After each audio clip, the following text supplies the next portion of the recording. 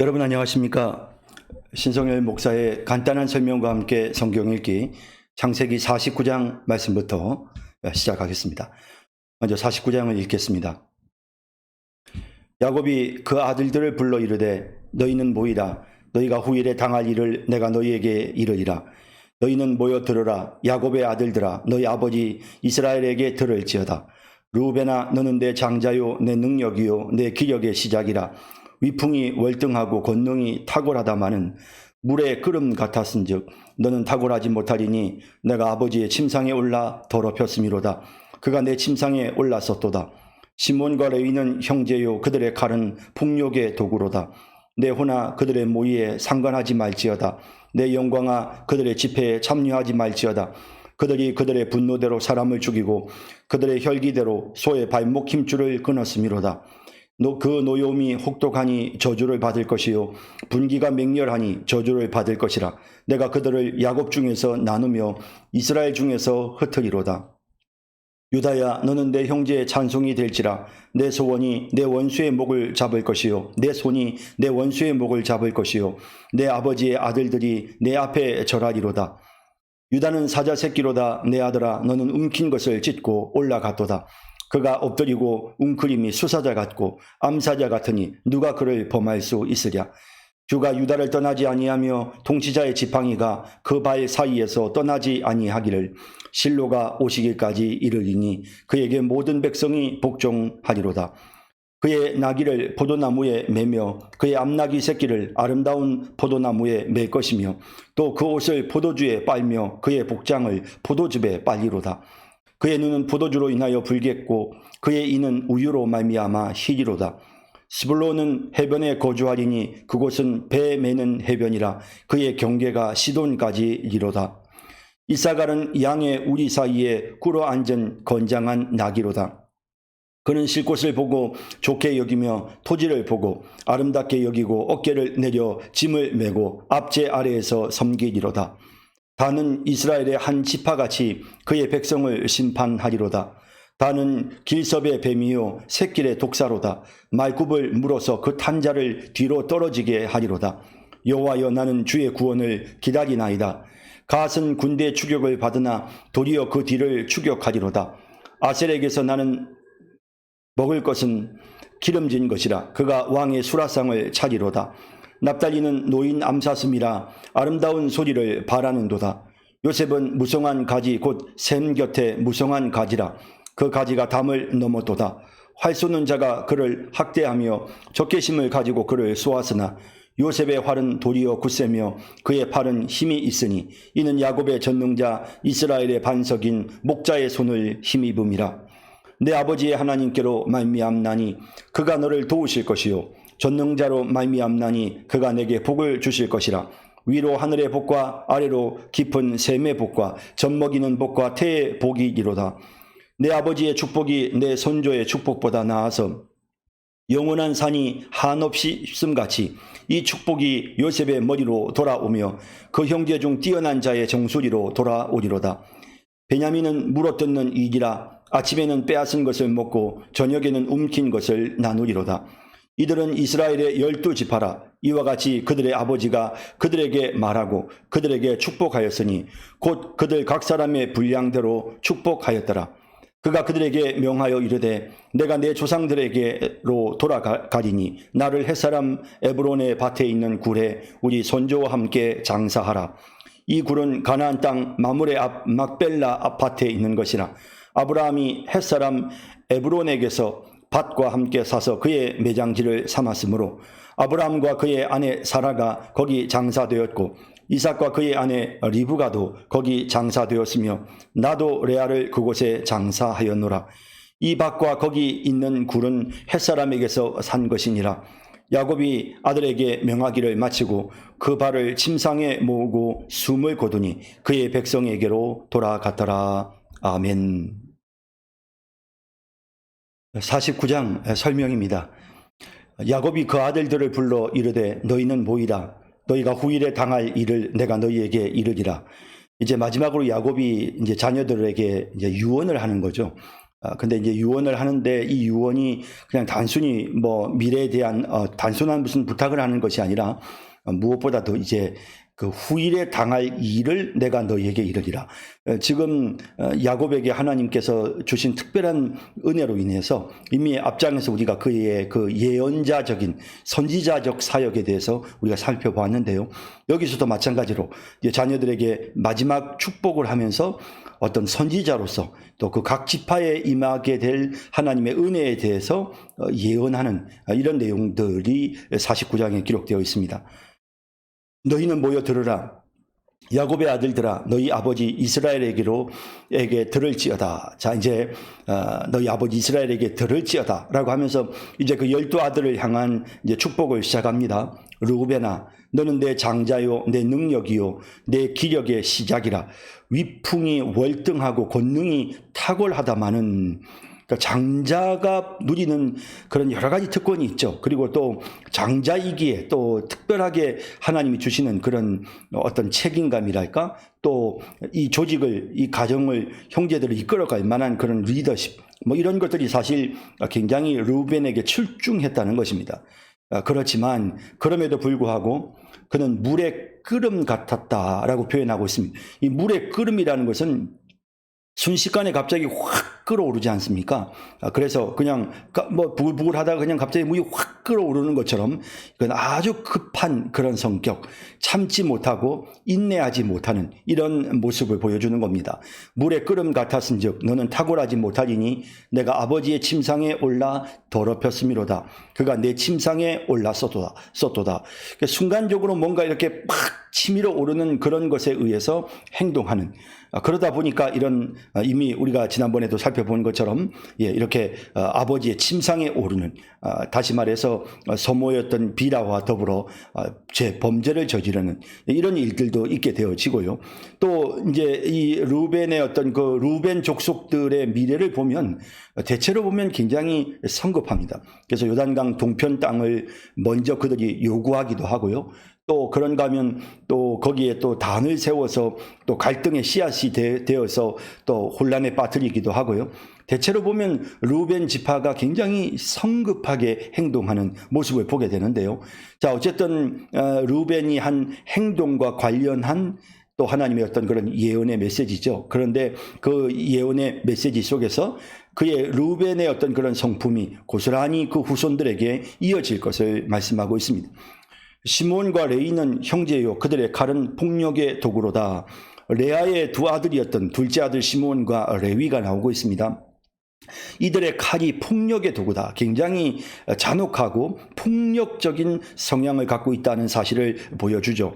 뭐 우리가 잘 알고 있는 것처럼 이미 세겜에서 자기 동생 디나의 사건으로 인해서 이 시몬과 레위가 세겜 사람들에게 할례를 행하게 하고 그리고 그들을 칼로 해했던 이런 일들이 있었지 않습니까? 이제 그 일에 대해서 지금 말씀하고 있습니다. 내 호나 그들의 모의에 상관하지 말지어다. 내 영광아 그들의 집회에 참여하지 말지어다. 이 표현은 야곱이 자기 시몬과 레위가 자기 아들이지만 자기의 아들들이지만 그럼에도 불구하고 정말 나는 이 아들들이 한 행동에 대해 전혀 관여하고 싶지 않고 나는 인정할 수 없다라는 사실을 분명히 보여주는 아주 단호하게 선을 긋는 그런 모습을 보여줍니다. 그래서 그들의 모의, 그들의 집회, 이것은 역시 세겜 사람들을 해야 하는 이와 같은 일이었죠. 이런 것과 나는 무관하다라고 이렇게 표현하고 있습니다. 그들이 그들의 분노대로 사람을 죽이고 그들의 혈기대로 소의 발목 힘줄을 끊었음이로다. 자, 이렇게 이제 사람들을 죽이고 해야 하는 이런 일을 시몬과 레위 지파가 했습니다. 그 노여움이 혹독하니 저주를 받을 것이요 분기가 맹렬하니 저주를 받을 것이라. 내가 그들을 야곱 중에서 나누며 이스라엘 중에서 흩으리로다. 물론 장차 앞으로 되어질 일에 대한 예언이지만 이 아들이었던 이 시몬과 레위가 행한 일에 대한 어떤 그런 심판적 성격이 포함된 그런 예언의 메시지입니다. 아주 흥미롭죠. 이스라엘 중에서 흩으리로다. 사실 이제 이스라엘의 12지파가 각각 땅을 분배를 받습니다. 그런데 흥미로운 것은 레위 지파는 흩어지죠. 물론 그 레위 지파가 제사장 지파로서 하나님께서 맡겨주신 그런 그 각 지역별로 흩어져서 이스라엘 백성들의 어떤 그런 종교적인 그런 일들을 돕는 역할을 감당을 하게 되는 그런 긍정적인 의미에서 흩어지지만, 그래도 어쨌든 레위 지파는 이스라엘 중에서 흩어지는 지파가 됩니다. 또 시므온 지파도 마찬가지인데요. 시므온 지파는 숫자가 굉장히 이스라엘 12지파 중에서도 가장 인구가 적었고, 또 유다 지파 곁에 남쪽 지역에 땅을 분배받지만 이 시므온 지파가 그 땅을 자기들의 소유로 만들지를 못하고, 결국에는 이 시므온 지파는 그만 다 이스라엘 중에 전역으로 흩어지게 되는 이런 결과에 이르게 되는 것입니다.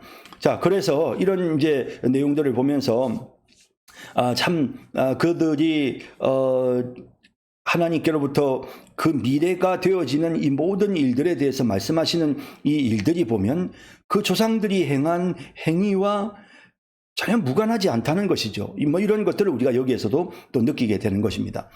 유다야, 너는 내 형제의 찬송이 될지라. 내 손이 내 원수의 목을 잡을 것이요 내 아버지의 아들들이 내 앞에 절하리로다. 우리가 유다의 모습을 보면 이미 우리가 이제 이 요셉 이야기 속에서 유다의 역할들을 우리가 보았습니다.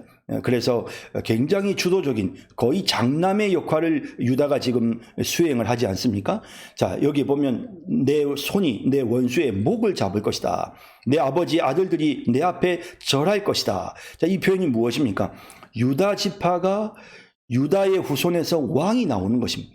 그래서 다윗이 이제 유다 지파에서 나오고, 그리고는 원수의 목을 모든 전쟁에서 승리를 거두게 되어지고, 그리고 이스라엘 백성들이 유다 지파 앞에 그 다윗 왕가의 무릎을 꿇게 되는 이런 모습을 지금 예표하는 말씀입니다. 유다는 사자 새끼로다. 내 아들아, 너는 움킨 것을 찢고 올라가도다. 그가 엎드리고 웅크림이 수사자 같고 암사자 같으니 누가 그를 범할 수 있으랴. 이 다윗이 예루살렘을, 그 여부스 족속의 땅이었던 예루살렘을 함락할 때 그런 모습, 그리고 다윗이 군대를 이끌고 주변 지역을 점령할 때의 그런 모습들, 이렇게 유다 지파는 정말 이렇게 다윗 하에서 굉장히 강력한 힘을 얻게 되고, 이 역사의 구속 역사의 중심이 되는, 그리고 이제 거기에서 메시아가 탄생하게 되죠. 자, 10절에 보면 규가 유다를 떠나지 아니하며 통치자의 지팡이가 그 발 사이에서 떠나지 아니하기를. 자, 유다 규라고 하는 것은 뭐 한마디로 말해서 통치권입니다. 그 다음에 통치자의 지팡이라는 것은 이거는 통치자들이 늘 왕이 이렇게 이렇게 어떤 정책을 수행하거나 이럴 때 늘 들고 다녔던 그런 지팡이를 말합니다. 이것이 그 발 사이에서 떠나지 않는다는 말은 유다 지파에서 계속해서 왕이 나오게 된다 하는 사실을 보여주죠. 뭐 실제로 그렇습니다. 그리고 실로가 오시기까지 이를 것이다. 이 실로라는 이 단어는 사실은 이거는 그냥 그대로 고유명사입니다. 그래서 실로라는 히브리어를 그냥 뭐 달리 다른 말로 번역을 뭐 하지 못하고 그냥 여기에 이렇게 그대로 히브리어로 실로라는 말을 그냥 그대로 여기에 썼습니다. 그래서 이제 이 실로가 의미하는 바가 무엇일까? 뭐 정확하게 그냥 뭐 지역의 이름일 수도 있고 고유명사인데, 이 실로가 의미하는 것은 그 내용을 보면 이르리니 그에게 모든 백성이 복종할 것이다. 그래서 실로가 오실 때까지는 유다 지파에서 왕권이 이어지게 되고, 이 실로가 오시면 모든 백성이 그 실로에게 복종하게 된다. 이것은 역시 누가 보더라도 예수님에 대한 내용이죠. 유다 지파에서 메시아이신 예수님이 이 땅에 오시게 될, 그리고 나서 유다에 더 이상 왕은 없습니다. 그렇죠? 그러니까 예수님이 오실 때까지는 유다가 왕권을 유지하게 될 것을 말씀하시는 이런 내용으로 본문을 해석하는 것이 옳을 것입니다. 그의 나귀를 포도나무에 매며 그의 암나귀 새끼를 아름다운 포도나무에 맬 것이며, 보통 이제 나귀는 포도나무 같은 이런 정말 좋은 고급 이렇게 이런 나무에다가 묶어 놓으면 자칫 잘못하면 포도나무가 부러질 수도 있고 상할 수도 있으니까 그냥 일반 그냥 잡목들 이런 거에다가 나귀를 묶어 놓을 텐데요. 포도나무가 너무나도 풍성하고 너무 많으니까, 그래서 이렇게 암나귀를 또 나귀 새끼를 포도나무에다가 메어 놓을 만큼 그만큼 풍성하게 농사가 잘 될 것을 보여주는 그런 내용입니다. 그래서 유다 지파는 정말 번성하고 풍족하고 모든 것이 형통하게 될 것을 보여주는 그런 말씀입니다. 또 그 옷을 포도주에 빨며 그의 복장을 포도즙에 빨리로다.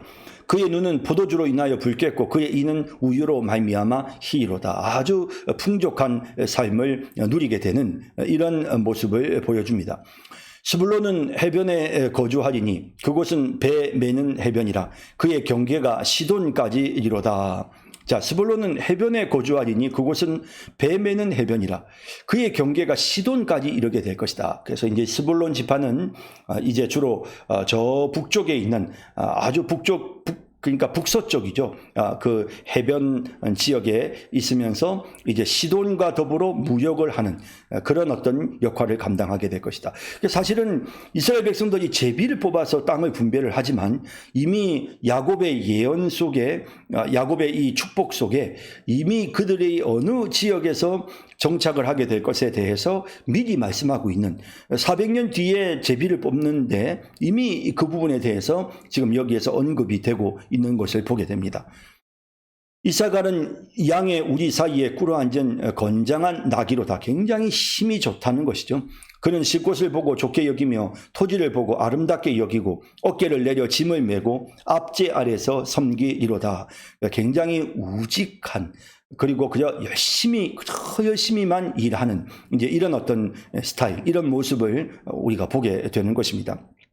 그러다 보니까 뛰어난 어떤 이렇게 주도적인 어떤 역할을 하는 그런 지도자들이 나오지 아니하고요. 항상 이렇게 섬기고 또 다른 지파가 주도하는 일에 또 도움을 주는 이런 역할을 수행하게 되는 지파가 바로 이사갈 지파입니다. 다는 이스라엘의 한 지파같이 그의 백성을 심판하리로다.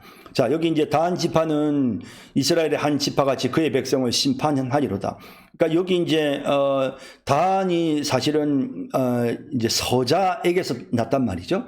그렇지만 서자라 하더라도 12지파로서 이스라엘의 한 지파를 차지하게 된다라는 내용이 나오고 있고요.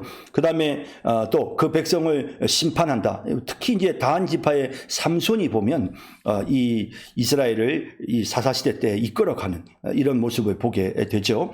다는 길섭의 뱀이요 새길의 독사로다. 말굽을 물어서 그 탄자를 뒤로 떨어지게 하리로다.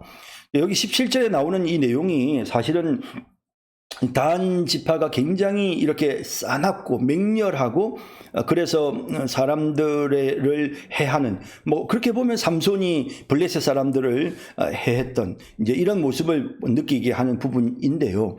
어쨌든 그런 그 기습적인 어떤 그런 그 능력, 이렇게 사람들에게 해를 입히는 이런 능력, 이런 이유 때문인지 나중에 요한계시록을 보면 그 12지파 속에 단 지파가 빠져 있는 14만 4천을 분류할 때 단 지파가 빠져 있는 모습을 보게 되거든요. 그래서 이제 이런 부분들 때문에 어떤 학자들은 단 지파에서 여기 이제 이 뱀이라고 하는 것이 어떤 그러니까 적그리스도 같은 하나님을 대적하는 그런 어떤 자들이 여기에서부터 나오게 되는 이제 이런 것으로 이제 설명을 하기도 합니다. 그렇게 보면 이제 18절에 나오는 여호와여 나는 주의 구원을 기다리나이다라는 이 표현도 이런 어떤 17절에서 말하는 적그리스도의 등장으로 인해 하나님의 백성들이 혼란스러워질 때 하나님께서 그들을 구원하여 주시기를 기도하는 이런 야곱의 기도로 그렇게 17절과 이어서 18절을 볼 수도 있는 것입니다. 그러나 그냥 17절을 단순하게 그냥 단 지파의 그런 용맹함이랄까, 삼손의 그런 어떤 용맹함 정도로 그렇게 이해를 하면 18절에 나오는 여호와여 나는 주의 구원을 기다리나이다라는 이 표현은 지금 마지막으로 온 힘을 다해서 이제 이렇게 자식들을 축복하는 야곱이 막 이제 힘이 약해서 그러면서 하나님 저 좀 도와주세요. 이들을 축복할 수 있도록 마지막 예언을 할 수 있도록 저를 좀 도와주세요 하는 그런 기도의 문구로 18절을 이해할 수도 있고요.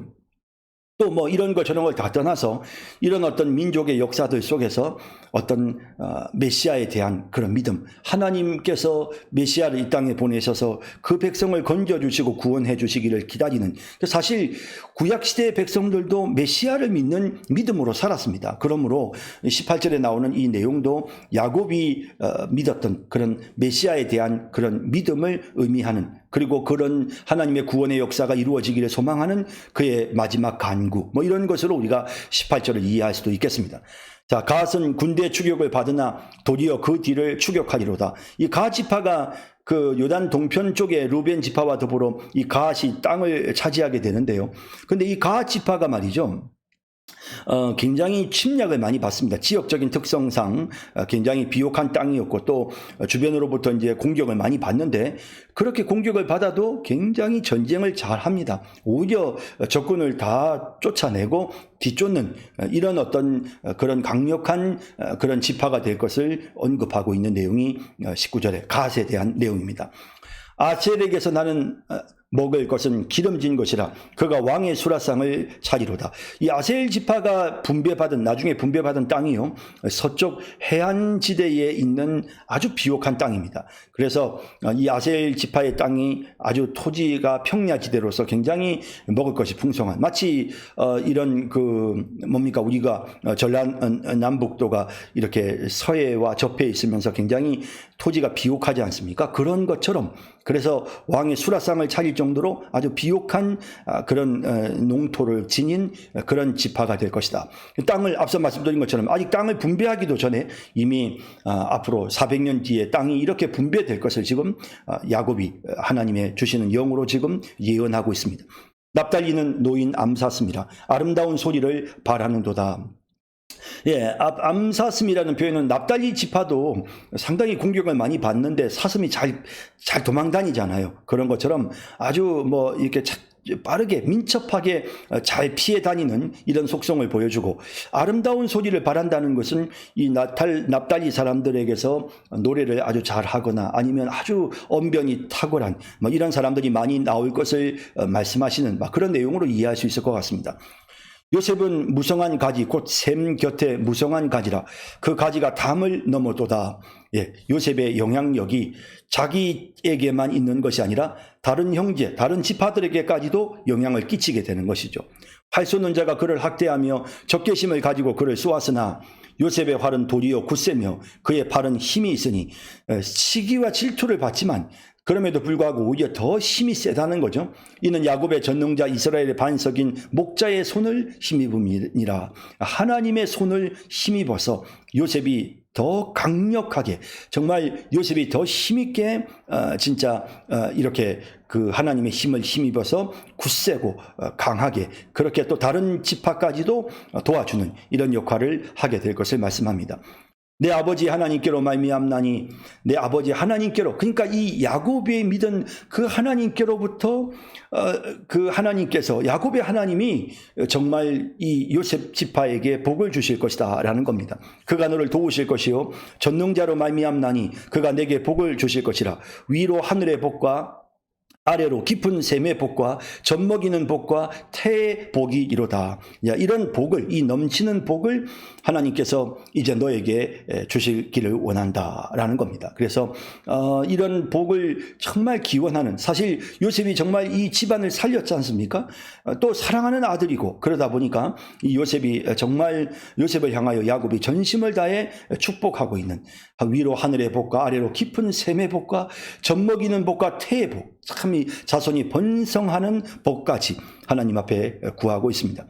내 아버지의 축복이 내 선조의 축복보다 나아서, 자, 여기 너의 아버지의 축복이란 말은 요셉의 아버지가 야곱이잖아요. 야곱이 지금 요셉에게 주는 이 축복은 내 선조의 축복보다 낫다. 다시 말하면 그 아버지였던 이삭이 자기를 축복해 주었던 것보다, 혹은 할아버지였던 아브라함이 자기를 축복해 주었던 것보다 지금 야곱이 요셉을 축복하는 그 축복이 더 나아서 영원한 산이 한없음 같이. 그래서 정말 한없는 복, 진짜 이 야곱이 전심을 다해 요셉을 축복합니다. 이 축복이 요셉의 머리로 돌아오며 그 형제 중 뛰어난 자의 정수리로 돌아오리로다. 그래서 요셉이 정말 큰 복을 받아 누릴 것임을 이렇게 예언하고 있는 이런 야곱의 그런 어떤 모습을 보게 됩니다.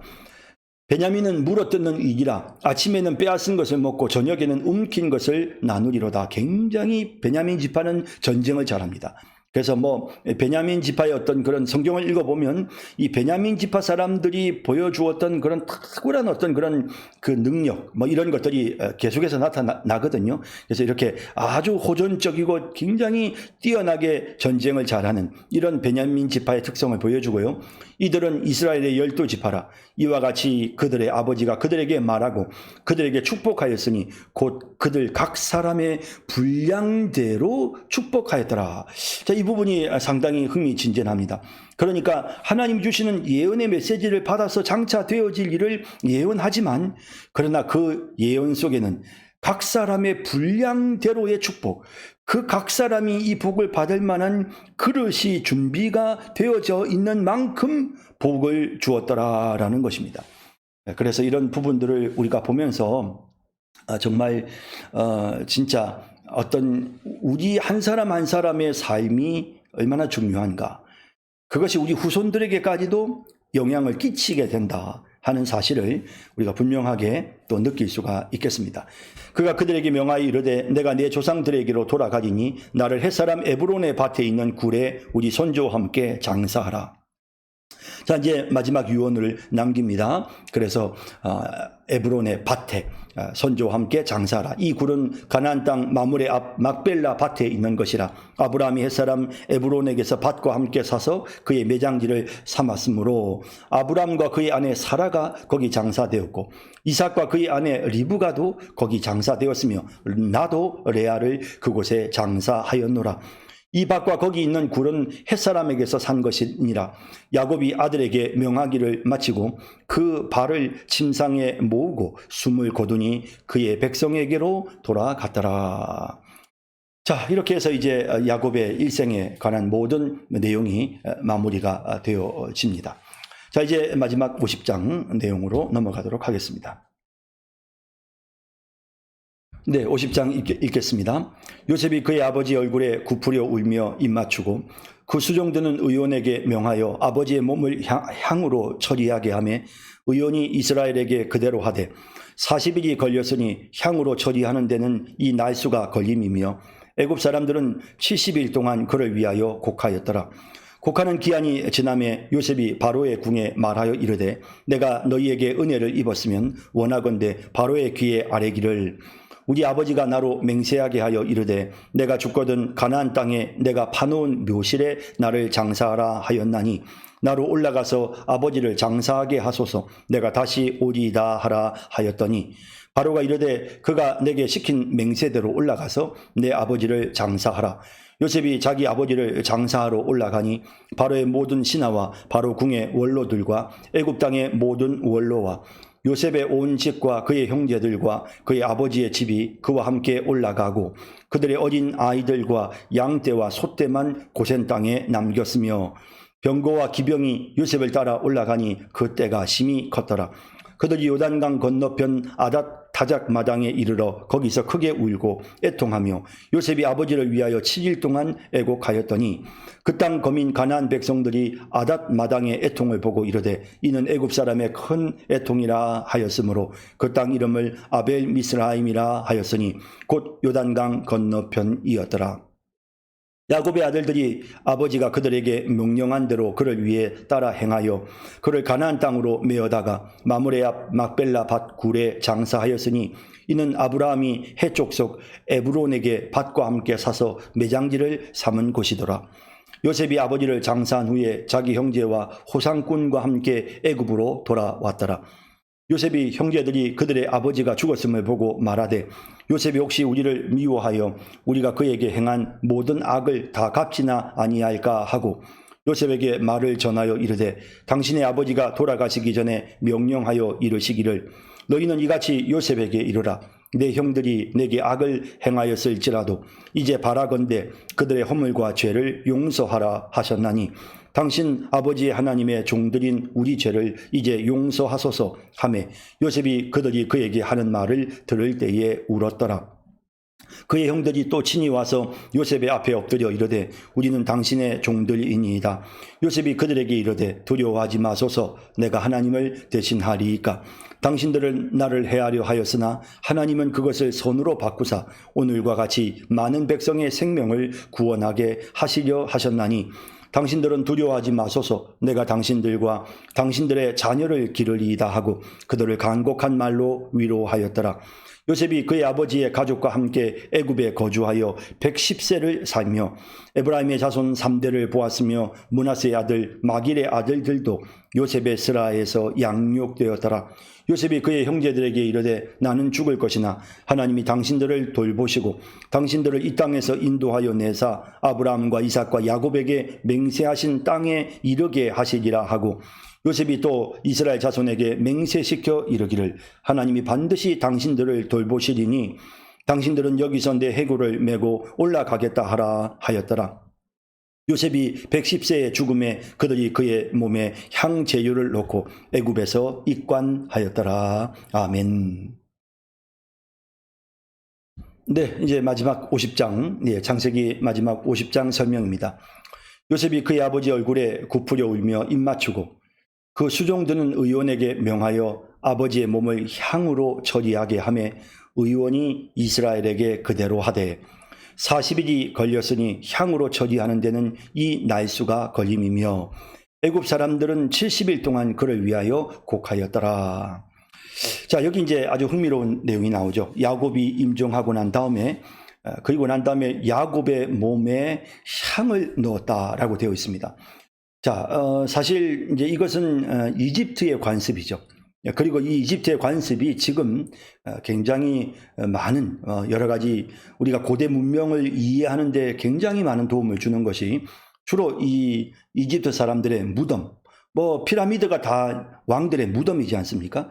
그리고 특히 이제 이 미이라를 만들어서 이제 미이라가 무엇입니까? 몸에다가 시체에다가 향을 넣는 것입니다. 그 몸 안에 있는 장기들을 다 제거하고 대신에 그 안에 썩지 않는 향을 집어넣는 거죠. 이렇게 하는 이유는 이 이집트 사람들도 역시 마찬가지로 다시 살아난다는 그런 어떤 그 부활에 대한 신앙이 있었고요. 그러다 보니까 이제 그런 부활의 신앙을 근거로 해서 이제 그런 식으로 몸 안에 이제 이렇게 향을 넣어서 시체가 썩지 않게끔 하는 이제 이런 장례 예식을 하게 되어졌던 것입니다. 자, 그런데 사실 이제 이런 어떤 이집트의 어떤 이런 장례 예식이 사실 하나님의 백성들의 입장에서는 물론 하나님이 장례와 관련해서 특별한 어떤 명령을 내리신 것은 아니지만요. 그런데 어쨌든 이런 장례 예식에 있어서 요셉은 자기 아버지를 이집트의 장례법으로 장례를 치릅니다. 그리고 또 여기 보면 애굽 사람들은 70일 동안 그를 위하여 곡하였더라. 이것도 역시 마찬가지로 유대인들과 이스라엘 백성들과는 전혀 상관없는 이것은 이집트 사람들의 관습입니다. 자, 그래서 우리가 여기서 느낄 수 있는 것은 성경이 이런 어떤 장례 문화에 관련해서 특별한 어떤 그런 원칙이나 지침을 우리에게 말씀하지 않습니다. 그래서 이걸 이제 혹자들은 이제 기독교인들은 절대 화장을 하면 안 되고 무조건 매장을 해야 된다. 이런 표현을 썼는데 이것도 역시 바람직한 내용이 아닙니다. 어차피 우리의 시신은 다 썩어지는 거고요. 막벨라 굴에 갖다 놓고 이스라엘의 관습은 굴 속에 집어넣는 것입니다. 하지만 굴 속에 집어넣어도 썩죠. 썩고 나면 한쪽으로 치우고 그다음 또 다른 시체를 또 그 자리에다 올려놓고 또 없어 되면 그 뼈 남은 것은 저 안쪽으로 또 치워버리고 또 거기에다가 시신을 올려놓고 이게 대부분 이제 이스라엘 사람들이 해왔던 그런 장례 관습입니다. 그래서 꼭 지금 우리는 또 그것도 아니잖아요. 그래서 이런 부분들에서 사실은 그때마다 시대에 따라서 이루어지는 그런 장례 관습에 얼마든지 성경은 그런 부분에 대해 열려 있다는 것이죠. 그래서 그런 부분들을 여러분들이 특별히 이렇게 뭐 거기에 꼭 따라야 된다, 뭐 이렇게까지 여러분들이 뭐 또 혹은 뭐 따르면 안 된다, 기독교인은 유교식 장례식은 절대로 안 된다, 이런 걸 여러분들이 말씀을 하실 필요는 없는 것입니다.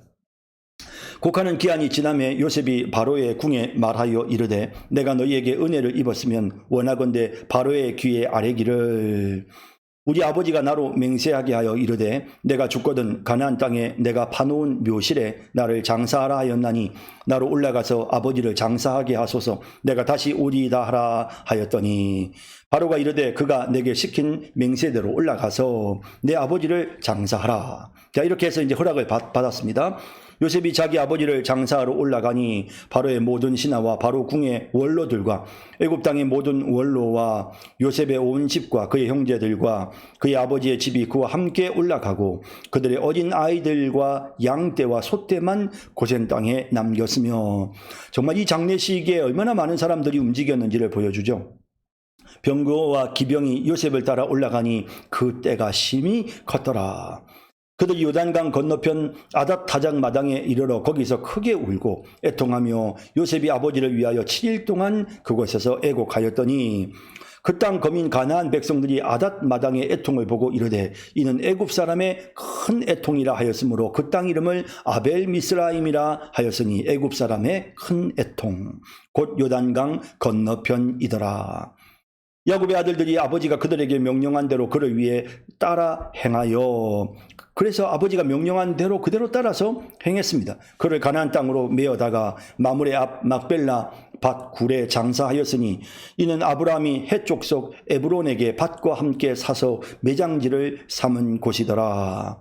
예, 이렇게 해서 드디어 이제 그가 소원했던 대로 그렇게 매장을 하게 되어졌습니다. 요셉이 아버지를 장사한 후에 자기 형제와 호상꾼과 함께 애굽으로 돌아왔더라.